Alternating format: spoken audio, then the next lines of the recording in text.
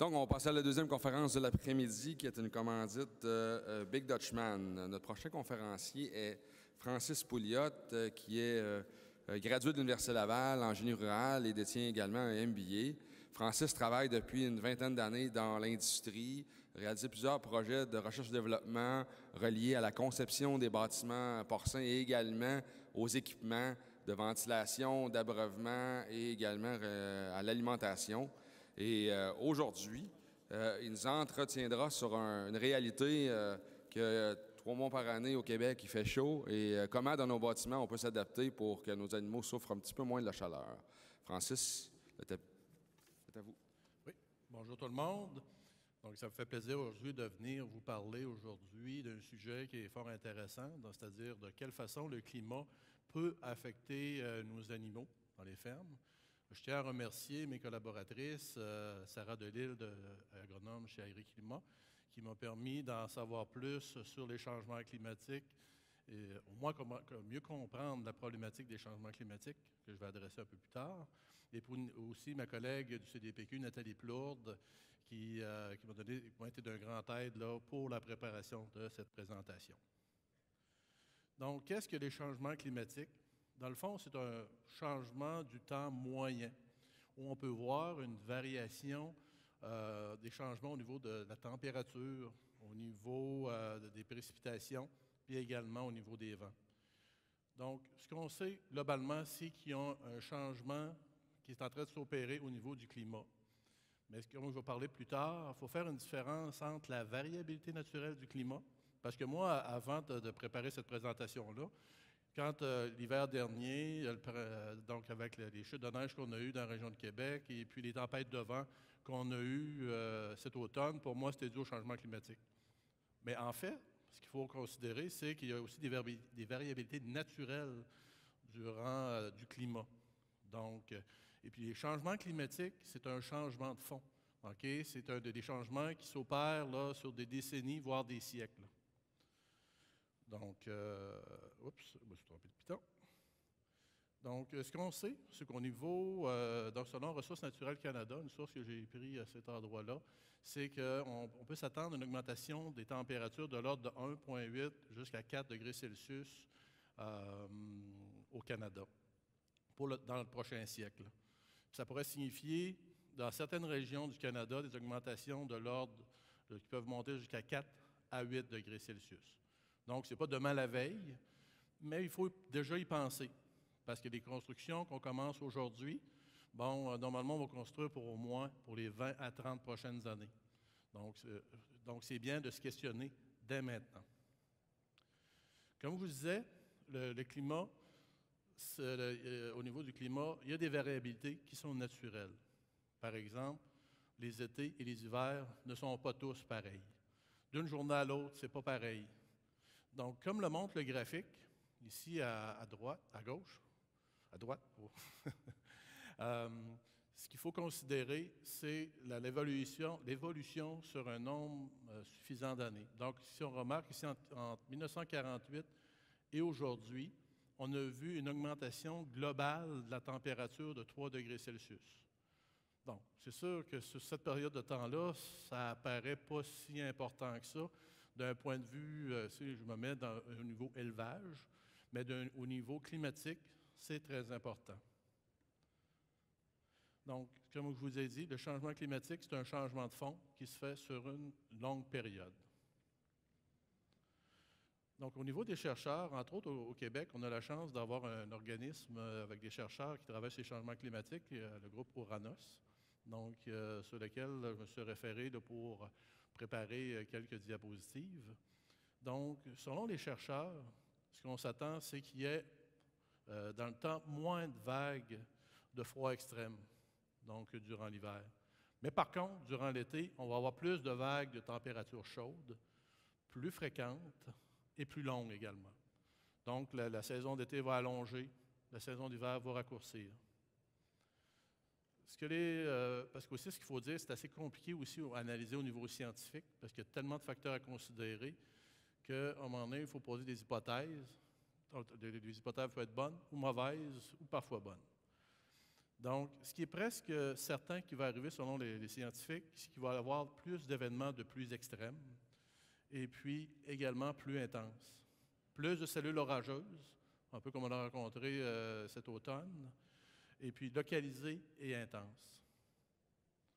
Ce qui est moins sûr, donc là, c'est au niveau du verglas, de la grêle et également des rafales de vent.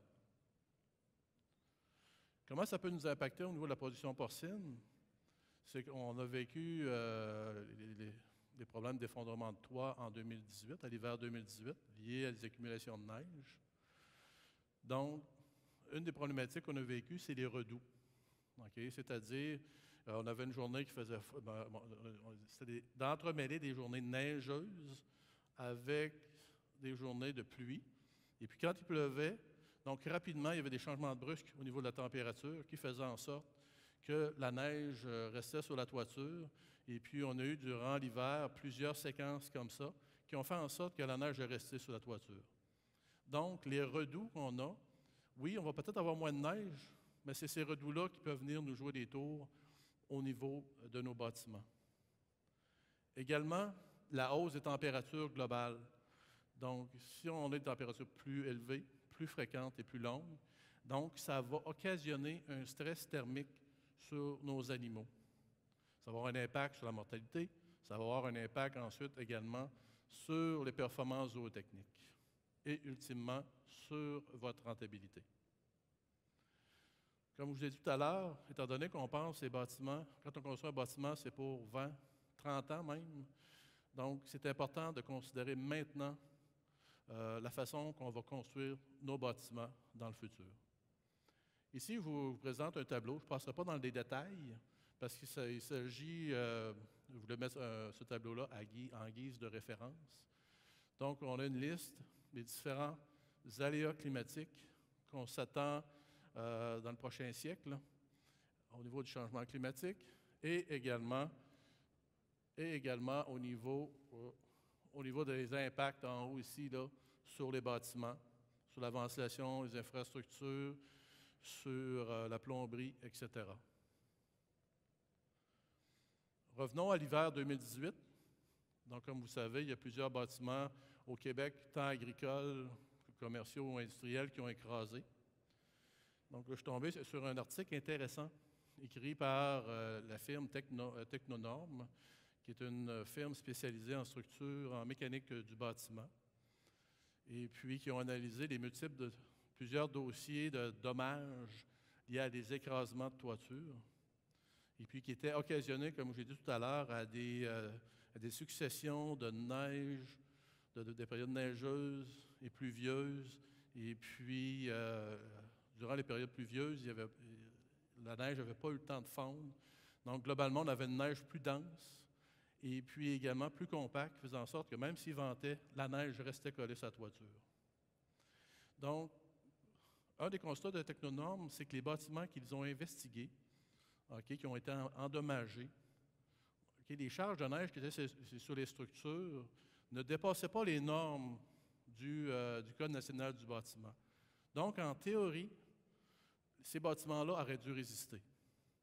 Les problèmes qu'ils ont observés, c'est qu'il y avait des vis au niveau de la construction, c'est-à-dire la pose de liens continus, de membrures, puis également des dommages avec le temps qui se sont produits.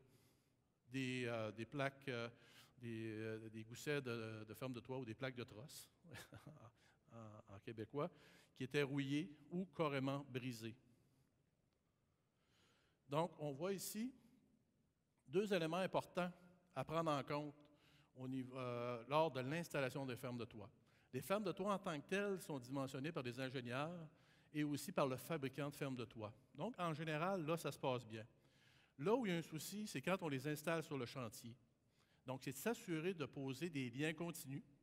Donc, on voit ici la ligne en rouge, donc qui fait en sorte de relier toutes les membrures en compression ensemble pour empêcher qu'ils fassent comme un S et puis éventuellement casser.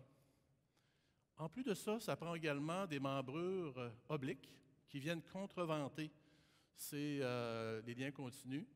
pour encore une fois, venir donner, comme on dirait, du raid aux trosses, aux fermes de toit. Donc, un des constats de Technonormes, c'est que de multiples dommages ont été occasionnés par l'absence de un ou de ces deux systèmes-là. Donc, on voit ici un exemple d'absence de lien continu. On voit là les membrures en compression là, qui sont vraiment déformées. Donc, si vous voyez ça dans un entretoit, immédiatement appelez un ingénieur pour qu'il vienne faire une évaluation de la situation, parce qu'il ne faut vraiment pas tolérer une telle condition. Également, ce qui est recommandé, parce qu'on n'y va pas souvent dans les entretoits, mais c'est quand même de mettre dans sa routine annuelle, d'aller au moins une fois par année voir. Est-ce que la tôle est rouillée? Est-ce qu'il y a des perforations? Est-ce que je vois de l'eau, par exemple, sur la laine minérale, qui pourrait faire en sorte là, d'amener une dégradation au niveau du plafond, mais également au niveau des fermes de toit? Si les tôles sont bien vissées, parce qu'il y a des vis qui ne sont pas rentrées correctement, donc il peut rentrer de l'eau par les trous de vis. Et puis, vérifier s'il n'y a pas, comme je disais à la diapo précédente, des membrures qui sont déformées. Et puis également, regardez, est-ce que j'ai des liens continus? Est-ce qu'il y a des semblants de liens continus? Et des membrures également. Un point important, une problématique importante qu'on a en agriculture, c'est la corrosion des plaques de ferme de toit. Surtout dans le cas où l'air qui entre dans le bâtiment a à passer par l'entretoit. Donc, imaginez, on a les entrées d'air de chaque côté, en corniche. L'air passe par l'entretoit avant de rentrer dans le bâtiment par des entrées d'air. Donc, une des problématiques qu'on rencontre, c'est la migration d'air chaud et humide, qui contient également de l'ammoniac lié à cause que c'est produit à l'intérieur du bâtiment, qui s'en va dans l'entretoit, ce qui amène une corrosion, une condensation, une corrosion des fermes de toit. Pas des fermes de toit, mais des plaques, de ferme de toit, ici. Donc, on voit un exemple ici d'une plaque qui est carrément cassée. Puis ça, c'est un problème qu'on rencontre fréquemment dans nos élevages, dans nos bâtiments. Et puis, selon moi, c'est une problématique qui est sous-estimée. Donc, de quelle façon que l'air peut migrer dans l'entretoit? C'est par les entrées d'air. Par exemple, si on a des entrées d'air au plafond qui sont trop ouvertes, il n'y a pas de pression statique dans l'intérieur du bâtiment, il y a une petite brume qui monte dans l'entretoit, et hop, la condensation sur les plaques. Et également, les ventilateurs qui fonctionnent en hiver. Donc, l'air sort par les ventilateurs, va rentrer par les corniches et rentrer à l'intérieur de l'entretoit pour occasionner ces dommages-là. Donc, c'est quoi la solution pour les entrées d'air? C'est de s'assurer que les entrées d'air sont correctement ajustées, avec une certaine pression statique à l'intérieur, pour faire en sorte que l'air entre dans le bâtiment et ne sorte pas. Du côté des ventilateurs, ce qui peut être fait, c'est soit qu'on vient mettre en corniche, on vient bloquer en corniche le soffit pour éviter que l'air remonte dans l'entretoit, ou carrément construire une petite cheminée qui va faire en sorte que l'air soit sorti en haut des corniches. Et puis, oui, on est capable de corriger, de réparer des goussets, mais par contre, c'est très laborieux à changer et c'est assez coûteux. En fait, on a juste à mettre 2 feuilles de contreplaqué de chaque côté avec des clous ou des vis, et puis le tour est joué. Mais par contre, on doit se promener à travers d'un entretoit où on a des fermes de toit à tous les 2 pieds, et puis en plus de toutes les membrures et des liens continus. Donc, c'est vraiment pas commode. Donc, il faut éviter d'en arriver là. Mais là, c'est possible à corriger. Donc, ici, je ne rentrerai pas dans les détails techniques, mais simplement pour vous dire, quand on fait un calcul de ferme de toit pour un bâtiment neuf, justement, actuellement, je gère la planification d'une construction d'une maternité, et puis je viens tout juste de passer au travers des décisions qu'on avait à prendre pour le dimensionnement des fermes de toit. Donc, parce que là, on a une tendance, des fois, le côté coût et le côté risque et solidité. Donc, on a une décision à prendre entre les deux. Quand on fait le calcul des fermes de toit, les questions qu'on se fait poser, c'est bon, on calcule les charges dues à la neige, à l'accumulation de neige sur la toiture.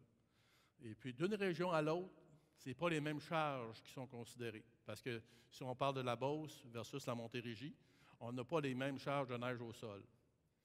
Ensuite, on a l'exposition au vent, qu'on soit dans le bois, okay, où on peut avoir plus d'accumulation de neige sur la toiture, ou dans le champ où la neige va être balayée sur la toiture. On a plus de chances que la neige soit balayée. On considère la pente de toit. Ensuite, est-ce que la toiture est glissante ou non? Après ça, on a des coefficients d'accumulation et les charges dues à la pluie. Donc, l'accumulation d'eau sur la toiture, par exemple, quand il y a de la neige. Aussi, on considère les charges permanentes, le poids des fermes de toit en tant que tel, la tôle, le plafond. Tout ça est pris en compte dans le calcul de structure. Les charges dues au vent, parce que le vent va occasionner une pression sur la toiture, mais également sur l'ensemble du bâtiment. Et puis, ce qu'il faut faire attention, dans le cas des bâtiments agricoles, vu que c'est considéré comme à faible occupation humaine, on peut mettre un coefficient qui fait en sorte qu'on vient réduire les charges sur la toiture. Donc, ça a pour effet d'avoir des fermes de toit un peu plus petites, si on peut dire, un peu moins solides. Donc, c'est tentant parce que ça permet de réduire un peu les coûts. Et puis également, on ne considère pas les charges dues au séisme, comparativement aux bâtiments commerciaux ou industriels, parce que le Code national du bâtiment agricole date de 1995. Et puis là, on s'attend à ce qu'il soit révisé là, dans la prochaine année. En fait, quand on construit une nouvelle ferme, il faut se questionner à savoir, est-ce que je considère une toiture glissante ou non? Bon, glissante, ça fait en sorte qu'on considère moins de charge de neige. Est-ce qu'on considère le facteur faible occupation humaine? Là-dedans, ce que je vous conseille, c'est de regarder l'impact au niveau des coûts et des risques. Puis également, dans le futur, si on a des corrections à faire sur la structure, combien ça va coûter? Et puis, est-ce que c'est faisable? Donc, moi, de mon côté, comme gestionnaire de projet, je me dis, on n'ira pas couper sur les fermes de toit. On va peut-être couper ailleurs sur des choses qu'on peut installer plus tard, mais on ne coupera pas sur les fermes de toit. Dans notre cas, on parlait sur un projet de 600 truies, on parlait à peu près d'une vingtaine de mille dollars de plus de considérer tous les facteurs les plus élevés, donc pour faire en sorte d'avoir les fermes de toit les plus fortes. Donc, pour 20 000 sur un projet comme on a, donc, il a été jugé bon d'y aller, de ne pas prendre de risques, puis on installe les fermes de toit en conséquence.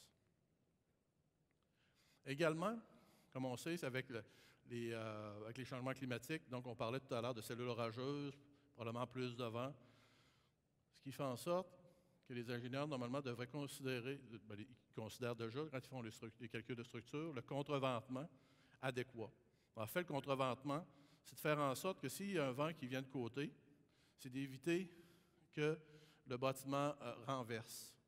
Et également, il doit prévoir, parce que vu que l'air passe par-dessus la toiture, il peut y avoir un phénomène d'aspiration qui pourrait chercher à faire décoller la toiture sur le bâtiment. Donc, c'est des points ici importants à prendre en compte, mais qu'on n'entend pas souvent parler. Mais c'est souvent parce que c'est du côté, quand on tombe du côté conception bâtiment, que les ingénieurs vont le faire. Ensuite, au niveau de la prévention, au niveau de la neige, quand est-ce que je dois enlever de la neige? Ça, c'est une bonne question. Pour un bâtiment existant ou un nouveau bâtiment, attends-tu qu'il y ait un pied de neige, 2 pieds, 3 pieds? C'est là qu'il serait important de demander à votre ingénieur ou à un ingénieur de vous donner des indications. Un truc qu'on pourrait faire, c'est de mettre des fanions sur la toiture à différents endroits, que quand on ne les voit plus, c'est signe que c'est le temps d'aller pelleter, d'enlever la neige sur la toiture. Et puis également, ce qu'il faut prendre en compte, c'est que ça peut arriver qu'il y ait plus de neige d'un bord que sur l'autre. Donc, ça peut arriver qu'il n'y ait pas de neige du tout d'un côté, mais qu'il y ait une surcharge de l'autre côté, ce qu'on appelle une charge débalancée. Donc, ce n'est pas parce qu'il n'y en a pas d'un côté qu'il ne faut pas l'enlever de l'autre côté. Aussitôt qu'on ne voit plus les fanions, on enlève la neige. Et puis, pour les constructions neuves, ça, on est capable de mieux évaluer quand est-ce qu'il est temps d'enlever la neige parce qu'on sait que l'état de la structure est bonne et puis que normalement l'installation a été bien faite au niveau des lignes continues. Mais par contre, pour les bâtiments existants qui datent de plus de 20 ou 30 ans, ça, c'est une autre affaire. Parce que comment on fait pour évaluer les goussets? S'il y a de la rouille, s'il y a de la corrosion, ces fermes de toit, les goussets de ferme de toit, c'est quoi la force que nos fermes de toit sont capables de prendre? Donc, c'est là qu'il faut apprendre, faut voir à gérer le risque. Donc, si on tombe dans un autre ordre d'idée au niveau des pannes de courant, donc il dit tempête de vent, tempête de verglas, dit souvent panne de courant. On l'a vécu cet automne, donc avec des pannes de courant prolongées dans certaines régions. Il faut réfléchir au système de génératrice pour avoir une puissance suffisante pour être capable d'opérer sur une certaine durée. Donc, de ne pas sous-dimensionner la génératrice, puis faire en sorte qu'elle soit surchargée, et puis qu'après 2 jours, là, elle nous lâche, puis qu'on soit dans le trouble. Également, d'avoir une capacité de réserve en diesel suffisante. Typiquement, on parle de 24 à 36 heures selon la charge demandée à la génératrice, de façon de faire en sorte que quand on a une panne prolongée, on sait que le camionneur qui livre le diesel va être très sollicité. Ça fait qu'il faut vous donner des marges de manœuvre. Ici, j'ai une petite liste de vérification sur les points à vérifier au niveau de votre génératrice. Je ne passerai pas au travers, mais par contre, vous pouvez demander à votre fournisseur de génératrice qui vous donne un cahier de charge sur l'entretien et les vérifications à faire au niveau de la génératrice. C'est important, pourquoi? D'un point de vue assurance. Si jamais vous arrive de quoi, une panne de courant, puis votre génératrice ne démarre pas, puis que vous ne faites pas la démonstration, que vous avez fait l'entretien et les vérifications hebdomadaires, donc pour faire votre test de génératrice à chaque semaine, vous pourriez être dans le trouble. Également au niveau de la garantie de la machine en tant que telle. Pour les nouvelles constructions, donc on s'organise pour choisir un site où on peut éviter les inondations. Donc, choisir un site un peu plus élevé. Puis également faire attention sur le niveau du bâtiment. Donc, faire en sorte là, que le niveau de plancher ne soit jamais inondé.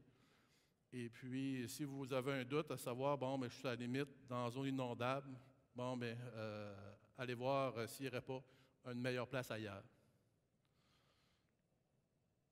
La disponibilité en eau. Donc, avec les changements climatiques, ce que les chercheurs s'attendent, c'est qu'on ait plus de précipitations en eau durant l'automne, printemps, hiver. Mais par contre, durant l'été, il y aura une stabilisation, mais une augmentation de la température, ce qui fait en sorte qu'on aura une augmentation de la fréquence et de la durée des sécheresses. Déjà qu'on sait que dans plusieurs régions du Québec, sur plusieurs fermes, on a déjà des problèmes de disponibilité en eau. Donc, de là l'importance d'installer une réserve d'eau, d'au moins selon moi, d'au moins 2 jours, pour être capable, si jamais on a un problème d'approvisionnement, pour être capable de la remplir avec un camion-citerne. Et également, ça permet d'éviter au niveau du puits des grosses demandes. Donc, on peut avoir, au niveau de la pompe, au niveau du puits, elle pourrait fonctionner d'une façon plus constante et puis qui pourrait faire en sorte d'avoir moins de turbulences dans le puits et également de générer moins de sable ou dans les lignes d'eau. Et puis, bien entendu, ce qu'on peut faire, c'est de travailler pour réduire la consommation d'eau dans nos élevages par des meilleures techniques de lavage, par l'utilisation d'abreuvoirs économiseurs d'eau. Ça, je pense qu'on le fait pas mal tout. Et surtout, sur trouver des façons de refroidir nos animaux de façon efficace durant l'été pour qu'ils puissent réduire leur consommation d'eau. On va avoir une petite présentation tout à l'heure, un petit diapo, qui va vous montrer qu'il y a moyen de refroidir les animaux tout en diminuant significativement la consommation d'eau. Puis qui dit augmentation de consommation d'eau, par les animaux, dit une augmentation d'excrétion au niveau de l'urine. Donc, au niveau de la fosse, on va avoir davantage de liquide à épandre. Donc, là, je vais prêcher pour ma profession. Donc, il est important de consulter un ingénieur. Je sais que ça ne fait pas tellement longtemps qu'on est habitué en agriculture de consulter des ingénieurs pour se faire conseiller au niveau des structures. Quand j'ai commencé ma carrière, je me rappelle que, en fait, les plans étaient souvent faits là, à main levée. Aujourd'hui, on voit là, que ça a beaucoup évolué en ce sens-là. Et puis, un ingénieur peut vous aider dans la conception de nouveaux bâtiments, mais également dans vos bâtiments existants. Pour faire l'évaluation au niveau de vos structures, au niveau de l'intégrité, au niveau de vos risques, au niveau de vos structures. Il peut vous aider à déterminer, par exemple, les charges de neige acceptables pour votre ferme, en fonction de vos conditions, de l'âge de votre bâtiment, entre autres en déterminant, idéalement, si possible, la hauteur des fanions.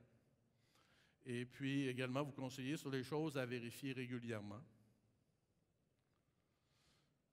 Donc, qui dit température chaude, dit également impact sur les performances zootechniques.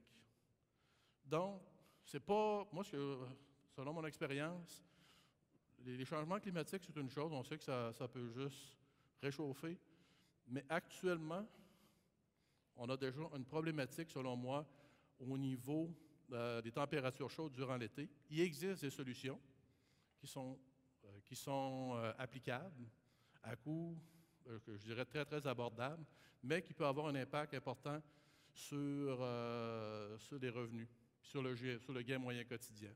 Selon moi, l'été en engraissement, puis aussi en maternité, il se laisse beaucoup d'argent sur la table. Par exemple, en engraissement, donc, ce qu'on sait, c'est qu'à chaque degré Celsius, au-dessus de 24 degrés Celsius, un porc en engrais, en moyenne, va réduire sa consommation de 55 grammes par jour. Donc, il dit réduction d'ingestion, il dit un impact sur le gain moyen quotidien. Et puis également, l'effet des températures va faire en sorte qu'on va avoir des problématiques de plancher sale, surtout dans les endroits où on a un plancher plein en béton, et aussi les mortalités. En maternité, c'est encore plus évident. C'est qu'à chaque degré Celsius, au-dessus de 20 degrés Celsius, c'est-à-dire de passer de 20 degrés Celsius à 21, une truie va consommer 150 grammes par jour de moins. Donc, si la truie mange moins, donc ça a un impact sur la production laitière, un impact sur le poids sevrage, sur l'état de chair des truies, et la fertilité et la mortalité.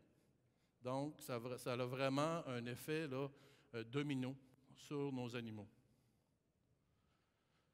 Ici, ce tableau-là, c'est pour vous montrer l'effet de la vitesse d'air en engraissement. Donc, c'est des collègues de l'IFIP qui ont réalisé des projets où ils montrent que, par exemple, je prends l'exemple à 28 degrés Celsius sans vitesse d'air, versus ajouter à 28 degrés Celsius, avec la même température, on vient rajouter 200 pieds minutes de vitesse d'air au niveau des animaux. On a une amélioration aussi du gain moyen quotidien de 100 grammes par jour. Donc, ce qui est significatif. De quelle façon, ça c'est bien beau ça, là, mais comment on fait pour refroidir? C'est quoi les stratégies? C'est quoi les solutions? Donc, l'important, c'est de bien comprendre. En premier lieu, c'est de comprendre là, pourquoi on ventile l'été. Donc, normalement, quand on calcule le débit de ventilation dans un bâtiment, on considère qu'il va faire environ 2 à 3 degrés Celsius plus chaud en dedans que dehors. Par exemple, s'il fait 20 dehors, on calcule qu'il va faire 22 ou 23 à l'intérieur. Mais si on veut qu'il fasse 1 degré, il n'y a pas plus qu'1 degré, on vient de doubler les débits de ventilation, ce qui est énorme. Un point important, s'il y en a un à retenir aujourd'hui, c'est celui-là. C'est la température au niveau de la peau d'un animal, d'un porc, est de 32 degrés Celsius. Et un porc ne transpire pas. OK? Là, c'est là le principe de transfert de chaleur qui rentre en ligne de compte. C'est que, par exemple, si j'ai une température qui est à 24 et puis que la température du porc est à 32, donc, plus il va venir un courant d'air sur l'animal, plus il va prendre de sa chaleur et la transférer vers l'environnement. Mais moins qu'il va y avoir de différence de température, mettons, s'il fait 20, mettons qu'il fait 31, puis le porc est à 32, donc, avec la même vitesse de vent, le porc va perdre beaucoup moins de chaleur. Puis à 32 piles, on aura beau envoyer 1 million de pieds minutes sur l'animal, il n'y aura plus de transfert de chaleur. Puis l'animal, vu qu'il ne transpire pas, la chaleur ne sortira pas de son corps. Puis encore pire, si la température, par exemple, monte à 35 degrés Celsius, puis on crée un courant d'air sur l'animal, là, c'est l'effet inverse qu'on va avoir. On va réchauffer notre animal encore plus. Donc, l'animal, la façon qu'il a, lui, pour se refroidir, c'est par la respiration. Il va augmenter son rythme respiratoire pour évaporer l'eau de ses poumons. Okay? Donc, pour faire ça, il va prendre plus d'eau et ainsi de suite. Donc, au-dessus de 30, quand je dirais aux alentours de 32 degrés Celsius dans le bâtiment, puis même avant, il faut utiliser de l'eau pour refroidir les animaux, de différentes façons. Donc, rendu jusqu'à un certain point, au-dessus de 32 degrés Celsius, qu'on augmente la vitesse d'air, qu'on augmente aussi le débit d'air à l'infini, ça ne change strictement rien. À moins qu'on ait vraiment sous-dimensionné le débit de ventilation, mais pour des débits de ventilation standards, ça ne change strictement rien. Donc, ce qu'il faut regarder, c'est qu'il faut penser système de ventilation de façon 4 saisons.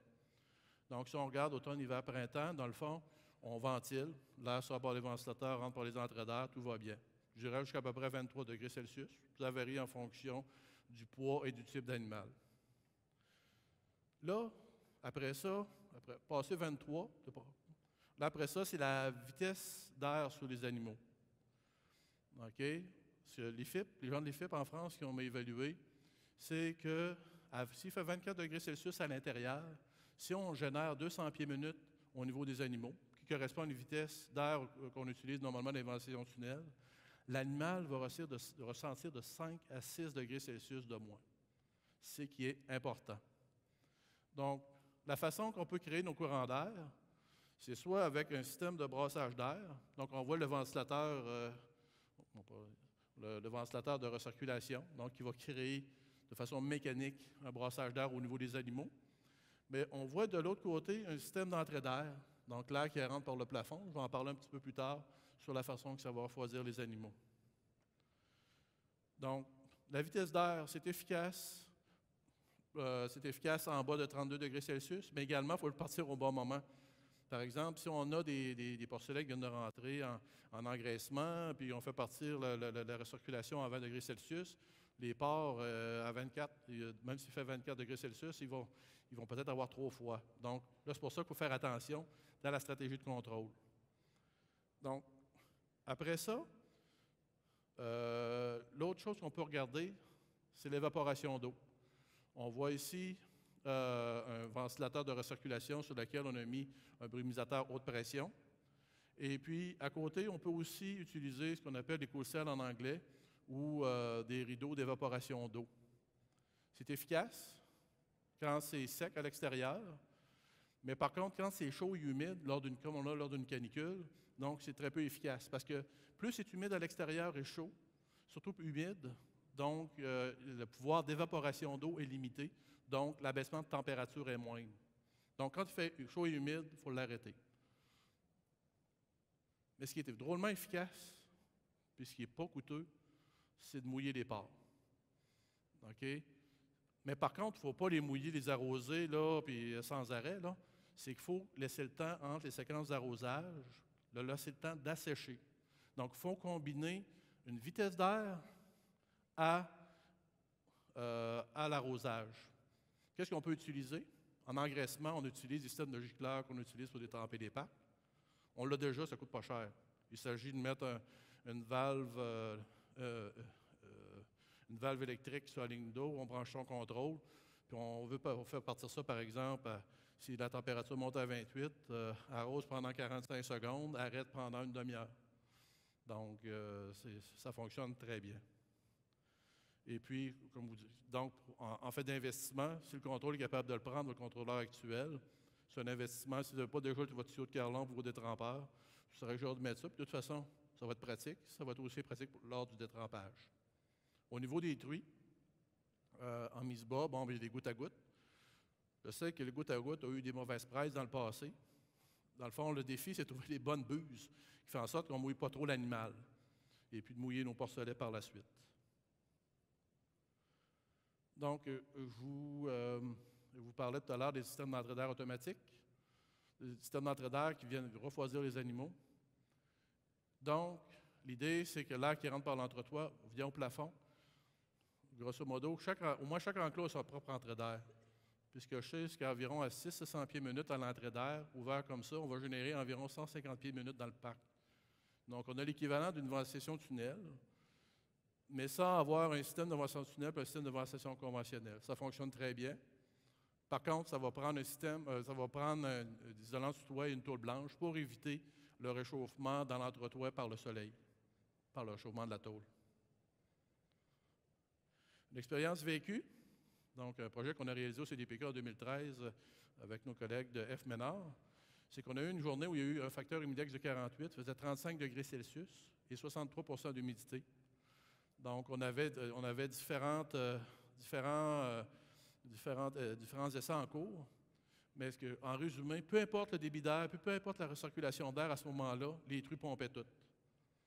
Puis même la brumisation, les truies pompaient pareil. Là où on a vu un impact significatif, c'est les truies qui avaient un débit réduit. Donc, au lieu d'avoir 180 CFM par truie, on était, je crois, à 100 CFM par truie, des recirculateurs du goutte à goutte. Donc, le rythme respiratoire était réduit de 50 %. Et puis, les truies dormaient, c'était tranquille. Il n'y avait pas de détresse à l'intérieur de la bâtisse. Donc, c'était vraiment efficace. Puis, je suis retour au CDPQ après 6 ans d'absence, et puis je me suis aperçu que, même malgré mon retour, Colin, ces résultats-là, je les trouve super intéressants, mais dans le champ, ça ne se transpose pas. Je me pose des questions, pourquoi? En tout cas, je serais bien intéressé d'en discuter. Parce qu'au niveau des truies, ce qu'il faut dire en gestation, en cage, c'est si on mouille le cou de la truie. Donc, il y a beaucoup de veines, beaucoup de vaisseaux sanguins qui passent là. Donc, c'est très efficace là, pour dissiper la chaleur. Et puis, l'évaporation d'eau en passant, c'est comme nous, quand on va prendre, par exemple, on va se baigner dans la piscine. Et puis, avant de rentrer, on a chaud, on va se baigner, on ressort, puis il y a une petite brise. On a un petit sentiment de fraîcheur jusqu'à temps qu'on soit asséché. C'est cet effet-là qu'on veut donner aux animaux en les mouillant. Donc, en engraissement, donc on a fait des tests pour mesurer 4 systèmes différents. Donc, on avait entrée d'air sur un bord, ventilateur sous l'eau dans tous les cas. Dans le premier cas, on était à 80 CFM par cochon, 60 CFM avec recirculation. On avait 45 CFM, donc la moitié moins de débit, avec la recirculation plus la brumisation. Et puis, la dernière chambre était avec, à la place d'avoir des brumisateurs haute pression, on avait des gicleurs.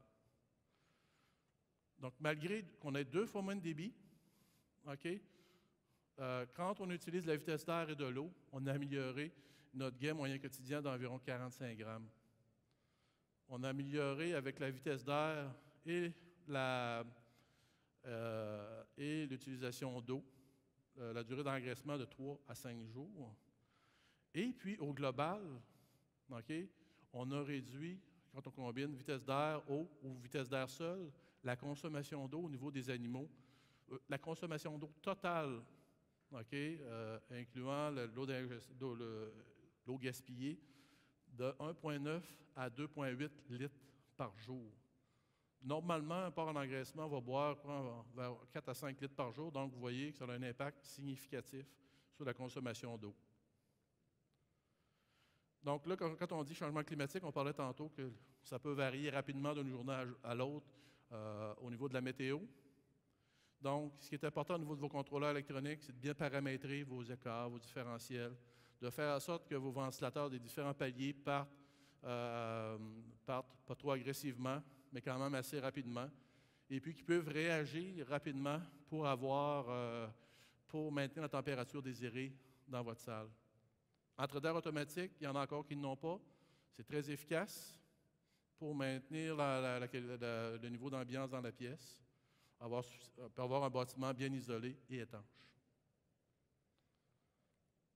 Donc, en conclusion, comme vous pouvez voir, il existe des solutions parfois bien simples pour pallier aux problématiques des températures chaudes durant l'été, puis qui améliorer la performance de nos animaux. Après ça, il faut considérer la variabilité des conditions météorologiques normales et puis, aussi dans un contexte de changement climatique. Je crois à propos de se questionner sur la conception de nos bâtiments, avec ce qui s'en vient, et puis aussi de ne pas hésiter à faire inspecter vos bâtiments si jamais vous avez le moindre doute. Donc, je vous remercie beaucoup de votre attention. Si vous avez des questions, il me fera plaisir d'y répondre.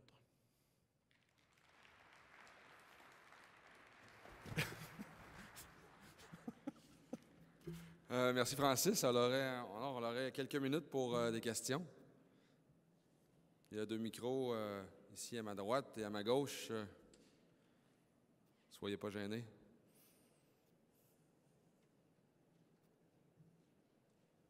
Monsieur à droite. Oui, salut Francis, Jean-Pierre Audès, ça va bien? Garde, Francis, j'ai une question pour toi.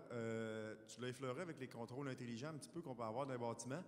Je voulais savoir un petit peu au niveau sonde d'humidité, pression statique, c'est-tu quelque chose qu'on devrait ajouter au niveau contrôle de ventilation maintenant?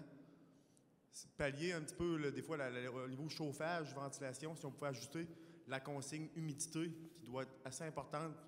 Je parle surtout pouponnière, peut-être un petit peu aussi, mais engraissement. Il y a une deuxième question, si tu peux l'effleurer. Ventilation tunnel hybride en engraissement, est-ce que c'est quelque chose qui est au Québec qu'on peut voir? Je sais qu'en Ontario, États-Unis, il y en a beaucoup. Sinon, les changements climatiques qu'on a présentement, est-ce que c'est quelque chose qui peut être envisageable dans un bâtiment? OK. Pour répondre à la première question, les sondes d'humidité, oui, c'est très pratique. Il y a eu pas mal d'avancées au niveau des sondes d'humidité par rapport à leur durabilité et fiabilité. Moi, personnellement, je trouve que c'est un bon outil pour bien ajuster le débit minimum au niveau de la ventilation. Parce que le problème, c'est que l'hiver, on n'a pas à mesurer. L'hiver, la température, bon, on chauffe. On contrôle surtout l'humidité et l'ammoniac. Donc, en attendant d'avoir des sondes d'ammoniac à coût raisonnable, bon, je crois que l'utilisation d'une sonde d'humidité a sa place pour bien gérer les débits minimums, parce que 75 de la chaleur qui sort du bâtiment en hiver est par la ventilation. Donc, une sonde d'humidité a sa place pour l'ajustement du débit minimum, qualité d'air et impact sur les coûts de chauffage. Puis aussi, là, je passe le côté gestion, à savoir, j'augmente-tu mon débit minimum, je le baisse-tu, je ne suis pas bien, je suis trop bien. En tout cas, la sonde d'humidité nous aide à ce niveau-là. Puis l'autre, c'est la ventilation tunnel hybride. Pour les engraissements. Ah, la sonde de pression statique, oui. Je dirais que la sonde de pression statique va être utile pour les élevages où on voit, là, où on rentre l'air par l'entretoit. C'est de s'assurer qu'on a une pression négative en tout temps pour éviter que l'air monte dans l'entretoit. Ça, c'est un truc. Ça peut nous aider aussi à bien déterminer, par exemple, en fonction de la pression statique et de l'ouverture de nos entrées d'air, d'avoir un bon patron d'uniformité. Mais si par exemple, on a des entrées d'air sur un côté puis ventilateur sur l'autre, d'après moi, j'investirais plus sur une sonde d'humidité que sur une sonde de pression statique, si on a une entrée d'air avec potentiomètre.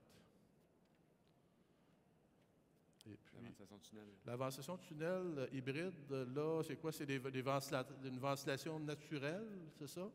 Avec un...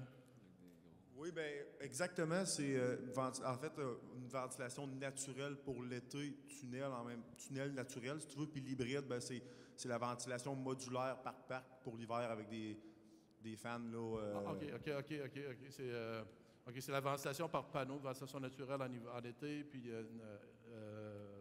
par entrée d'air modulaire en hiver. Écoutez, c'est qu'on a quand même un bon système, c'est-à-dire qu'en hiver, on est capable de venir contrôler notre changement d'air par les ventilateurs. Puis aussi avec les entrées d'air modulaires qui vont être au plafond, donc on peut rediriger l'air au bon endroit, donc on contrôle nos zones de confort. Il y a l'été, ça va dépendre de votre situation quand les panneaux sont complètement ouverts. Donc, c'est sûr que si vous êtes dans le bois puis ce n'est pas un endroit venteux, peut-être que ce ne sera pas le meilleur système. Mais si vous êtes dans un endroit où il y a du vent et puis ça peut créer une vitesse d'air à l'intérieur du bâtiment, il n'y a pas de souci. Ça peut être un bon système. Et puis, par contre, durant l'hiver, ce qu'on peut faire, c'est venir mettre une polythène ou un astrofoil ou un thermofoil pour venir boucher les panneaux parce que veut pas, ça ne ferme pas étanche en hiver.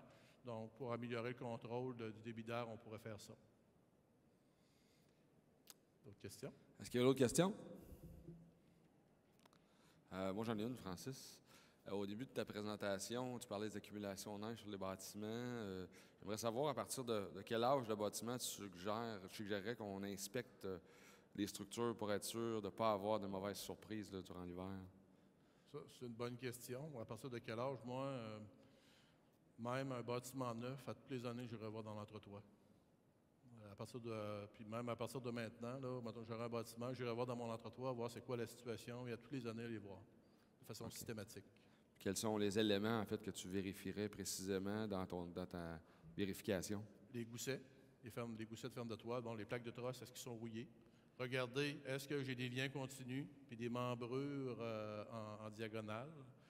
Y a-t-il des membrures? On voit-tu une déformation au niveau des membrures, au niveau des fermes de toit? Puis aussi, on voit-tu des cernes d'eau au niveau de la laine minérale? Je dirais, là, puis aussi, on a-tu une tendance à voir, par exemple, le bois qui vient noirci, là, donc il y aurait un signe d'infiltration d'eau. Pour voir les points principaux là, que je verrais. En plus éventuellement d'une corrosion au niveau de la tôle. Excellent. Est-ce qu'il y aurait une autre petite dernière question pour Francis? Alors, merci Francis pour cette excellente conférence. Plaisir. Donc, ceci clôt la session régie et santé des bâtiments. Donc, la prochaine conférence sera ici à 3h45 où on aura la remise des prix reconnaissance. Et à 4h05, il y aura la conférence de clôture avec M. Dupont où on parlera de marketing. Merci.